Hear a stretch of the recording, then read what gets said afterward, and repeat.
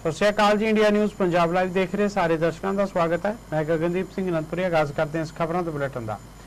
Hockey world cup ਦੇ ਸ਼ਾਨਦਾਰ ਆਗਾਜ਼ ਤੇ ਪੰਜਾਬ ਦੇ ਮੁੱਖ ਮੰਤਰੀ ਭਗਵੰਤ ਸਿੰਘ ਮਾਨ ਨੇ ਸੋਸ਼ਲ ਮੀਡੀਆ ਤੇ ਇੱਕ ਪੋਸਟ ਸਾਂਝੀ ਕੀਤੀ ਹੈ ਅਤੇ ਦੇਸ਼ ਦੇ ਪੁਰਸ਼ ਮਹਿਲਾ ਹਾਕੀ ਟੀਮ ਨੂੰ ਸ਼ੁਭਕਾਮਨਾਵਾਂ ਦਿੱਤੀਆਂ ਨੇ। ਮੁੱਖ ਮੰਤਰੀ ਨੇ ਆਪਣੇ ਟਵੀਟ ਦੇ ਵਿੱਚ ਲਿਖਿਆ ਹੈ ਕਿ ਪੰਜਾਬੀਆਂ ਲਈ ਇਹ ਬਹੁਤ ਮਾਣ ਵਾਲੀ ਗੱਲ ਹੈ ਕਿ ਭਾਰਤੀ ਪੁਰਸ਼ ਟੀਮ ਦੇ ਕਪਤਾਨ ਹਰਮਨਪ੍ਰੀਤ ਸਿੰਘ ਸਮੇਤ ਕੁੱਲ 8 ਖਿਡਾਰੀ ਪੰਜਾਬ ਦੇ ਨੇ।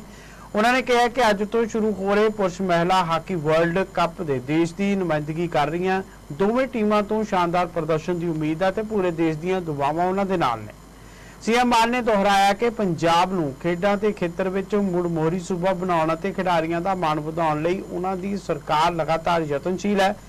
ਉਹਨਾਂ ਅੰਤ ਦੇ ਵਿੱਚ ਇਨਕਲਾਬ ਜ਼ਿੰਦਾਬਾਦ ਦੇ ਨਾਅਰੇ ਨਾਲ ਟੀਮ ਨੂੰ ਜਿੱਤ ਕੇ ਆਉ ਦਾ ਸੰਦੇਸ਼ ਦਿੱਤਾ।